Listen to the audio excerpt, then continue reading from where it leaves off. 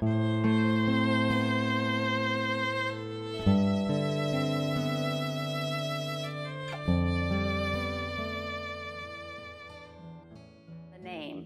the name Zippora comes about because my grandmother, Celia, died while my mother was pregnant with me. That's my father's mother.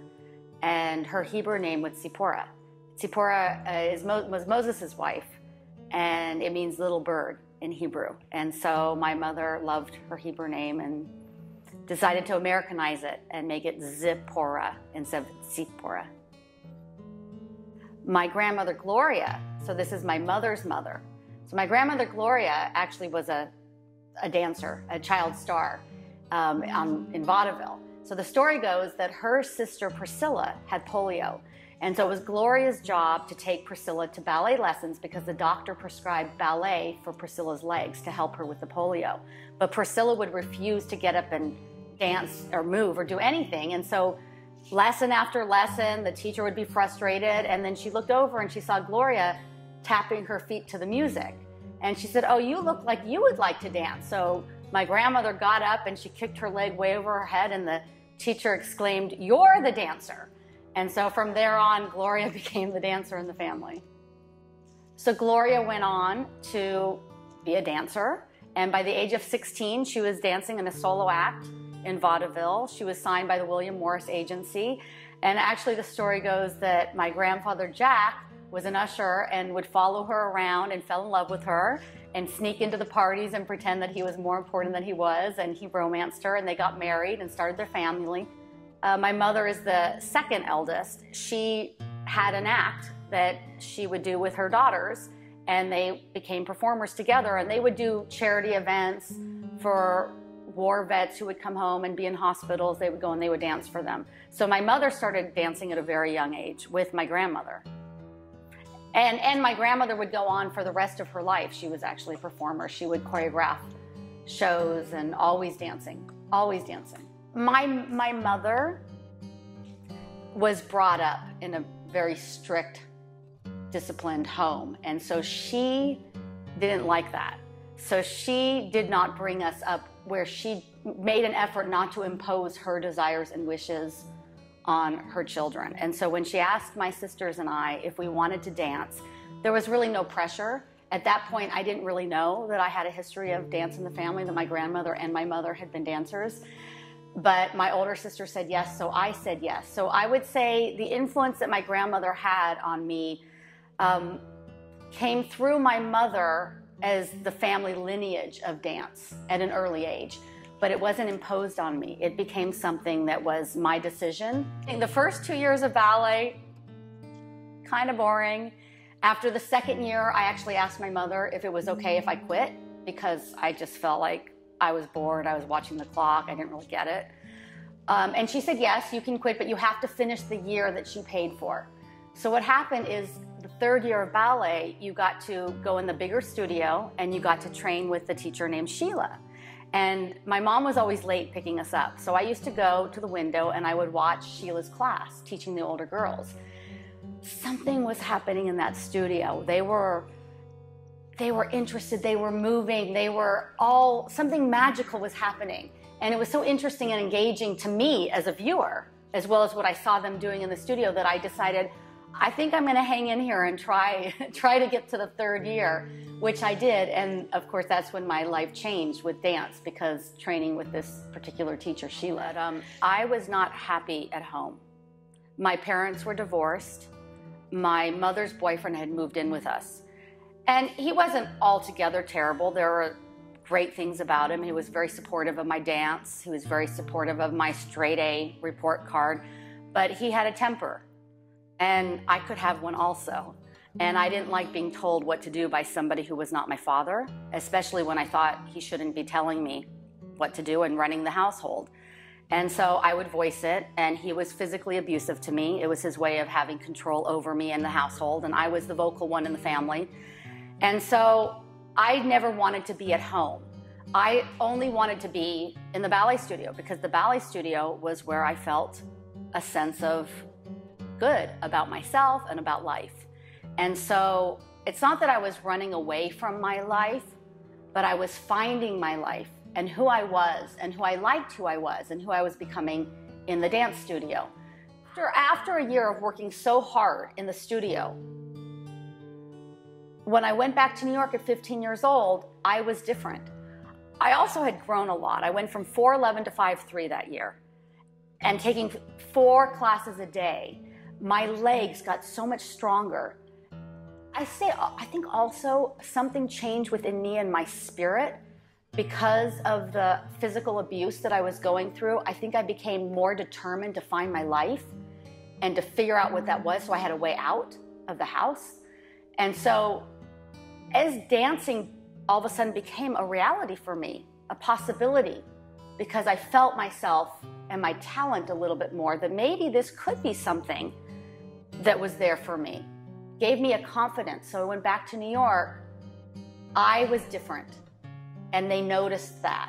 I was different in my physical body. I was different in my spirit. I was different in my determination and my will. And they learned my name, and that's when they asked me if I would stay on for the winter.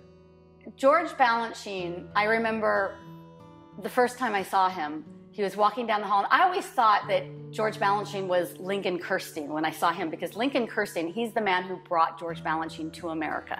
And Lincoln was big man, and he used to walk around with this frown on his face, and he was very intimidating presence. And then I found out, oh, that was Lincoln Kirstein. And that's what I thought the man, George Balanchine, the genius who changed dance, would feel like in his presence, a very intimidating person. And it was actually completely different. I remember the first time I saw him, he was walking down the hall, and he always liked to wear these Western ties around his neck. He was very proud of being American. And he walked down the hall, and he literally walked by me, and he smiled and nodded his head and said hello to me. And I'm looking around myself going, who is he saying hello to?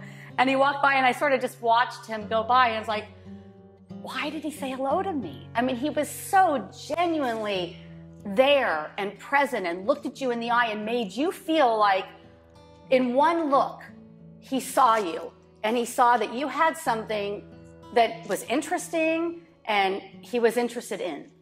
And what an incredible feeling that was. So that was my first experience, besides seeing his ballets and knowing that I was there in the world that he had created and all the teachers that he had brought and influenced. The first time I think I danced for him personally, we had a year-end performance every year. And so he would come and he would watch rehearsals. It was called the workshop performance, and that's where he would pick for the company, for his company. Sometimes he would come and watch classes, but most times he would pick from the workshop rehearsals and performances. And so that was my first experience of actually being in the studio with him. And all I can say about that was I couldn't hold back. I remember this, you know, sometimes you dance for people and you're scared and you're intimidated and you feel like you have to show them who you are and you have to prove to them that you have something of value, and you're just determined that, oh, they're going to see something in me. But with Balanchine, I didn't have to try to prove anything. I actually had to try to hold myself down so I could stay grounded in my legs, so I didn't become so out of control in this inspirational energy and this overwhelming feeling that I just wanted to give every part of my being. I had to keep myself grounded and work hard to stay calm. So my first experience dancing for him was so joyful and full of exuberance and elation. And what I have to say about that, because everybody in the room had it. And sometimes somebody would fall, and then we'd all look at him and get nervous, like, oh no, what is he going to think that they fell? And then he, as soon as he knew that they were okay, this happened to one of my best friends. She fell flat on her face at the beginning of the ballet that we were all dancing in. And we all looked to Balanchine. And as soon as he knew she was okay, he's like, good, because it meant that she was going for it and she was giving all of her energy, and that's what he wanted from all of us, and that's what all of us did when we were in his presence. It was just an incredible experience that is, I hope I can do justice to the feeling of it. Jerome Robbins was the living genius once Balanchine passed away at the theater, and so he became someone that I looked to like a Balanchine, in that you wanted him to see you and want to work with you and mold you and create on you. As a dancer, that is what you want. You want somebody to recognize your gifts and be inspired by them and create on them, and it becomes this beautiful collaboration and a soul journey for an experience. So that is how I felt about Jerome Robbins. And I was fortunate, and Jerome Robbins did recognize a talent in me, and he did start calling me to all of his masterpieces and ballets. And that was a huge turning point for me very early on in my career, to get to dance his great ballets. But Jerome Robbins is also known as not having the gentle, patient personality of George Balanchine. He was more reactive in his temper, and you did feel a pressure to have to be perfect and perform as best you can and not aggravate his temper in any way. So there was much more of a pressure. With Balanchine, the feeling was, if I fall down or if I fall short, he's still gonna see my potential. So I didn't feel like this moment, it was do or die. If I did great in this moment, wonderful. If I didn't do so great, it's all over. I did feel that with Jerome Robbins. You felt like, if I didn't do great in this performance, tomorrow could be over. And so for me, in my personal story, what happened was, once I was diagnosed with diabetes, it did trigger something in Jerry Robbins. And I didn't talk to him per se about it. I tried to, but it's not something that he did well with. I think that he really liked me and maybe had a love for me in a certain way, because we did work together and he did give me a lot of roles in the beginning, but he didn't do well when you were physically falling short. So I wouldn't say it was my diabetes per se or the illness per se, but your body as a dancer, you're only as good as your body is. You're only as good as your last performance. And so when my body started to fall short, Jerry stopped calling me to things. And that was tragic for me as a young dancer. It was tragic because we didn't have Balanchine anymore. And of course, I love Peter Martins and what he gave me and valued him, but Jerry was known as the genius, and I put my heart into Jerry in a different way. And so his rejection was a big, big rejection for me. And it cut deep. It cut deep because I was already dealing with my own angst about an illness. And how was I going to keep dancing, and how was I going to stay in the game? And then to have the rejection from the person I felt was the person that could guide me and mentor me and create for me, I did feel like it was over for me. I had the physique and I could improve with my strength, but I wasn't the most athletic dancer. I like to say I was more colt than thoroughbred, but I had an enthusiasm. And what the teachers like Suzanne Farrell, also my teacher Suki Shore and Stanley Williams and Alexandra Danilova and all the great teachers, and the inspiration of George Balanchine gave me, was that if I went beyond where my physical body felt in that moment, and I dared to push and to give so much of my energy, it brought my body further than where I thought my body was. So you can ride inspiration, and you can ride energy, and you can ride intellect, can be used to envision more. My third year in the company, Peter Martins was creating a new ballet, and he chose 8 young corps de ballet dancers, and I was one of them. My partner was Peter Bowl, and among the other dancers, Margaret Tracy and Wendy Whalen and Kelly Cass, now Kelly Bowl, and Ricky Marston, Jeff Edwards. Am I forgetting anybody? I hope not. And it was extremely exciting. We were all young up-and-comings in the company, and it was a mixed time for me, because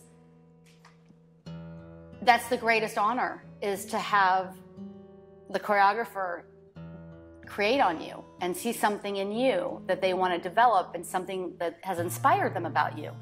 But this was actually the time that I started to experience symptoms in my body that I thought were just burnout, tired, fatigue, not used to the demanding schedule that I had, which was dancing all day long and every single night.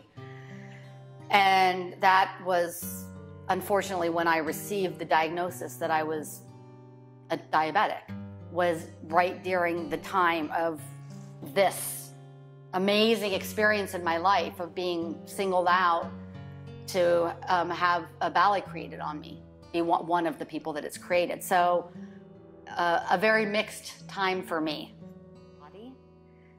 As dancers, most of our life is in the studio, taking class every day, rehearsing all day. Those moments of performance, the elation, the letting go, the something coming through you, those are not the major part of our time. And so if you don't love the process of discovery in the studio and those hours and hours of rehearsal, then I don't think you have longevity to survive the discipline and the desire of this lifestyle. So I always say you have to love the process. You have to love the process. You have to love the moments in the rehearsal, in the class, in the, oh, I felt that toe in a different way, or I felt my back in a way I haven't felt it before. Those moments have to be important. There's a lot these days of talk of the value of failure. And I think it's important in our development as we get older, from students into professionals, to learn how to handle rejections and failures and how to take those as obstacles and things to learn from and to grow from, and not say, oh, this means that I can't do it, end of story. It's not a finite thing, it's a challenge. It's something you can learn how to develop and to get stronger and figure out what it is that I can do to make myself better. And so see them as obstacles, as challenges in order to accomplish your goal. So I think that's very important in the learning process. For me as a person with diabetes, that I have an illness that I can learn to live with and I can live a full life with if I do what I need to do. So I actually have a totally different perspective these days on the challenges and obstacles that happened to me, because when it happened to me, oh, life was over. Oh, I'll never be the dancer that I was. I've lost everything in my career because it's my fault, because my body fell short. Everything was my fault. And so I had to learn to, I don't really like the word forgiveness, like, oh, I forgive myself, because I think forgiveness is a process. I think that when you see the value in why something happened and you learn and you grow from it, then you can find a place of okayness. It's not like I forgive myself because this happened to me, but I have a sense of okayness that my life happened this way, and a sense of peace that I became the person that I am today because of the circumstances that happened to me and the ways that I grew and developed because of it. I've done a lot of mentoring and spokesperson work within the diabetes field. I am not presently a spokesperson for any one company, but I continue to maintain contact with a lot of people that I've met. I have some dancers with diabetes that I'm in contact with regularly that ask me advice on how to handle the requirements of taking insulin and performing, and the tightrope that we walk as diabetics, and how to eat, how to take care of yourself, how to cope, just the psychological effects of having a disease and trying to compete in a profession where everybody else is healthy and the top athletes. And so I share honestly my struggles and my triumphs, both, and try and give them that support, that they can do it, but that it's not easy and you have to work harder. And it takes a lot of effort, but you can absolutely do it. Absolutely, you can do it.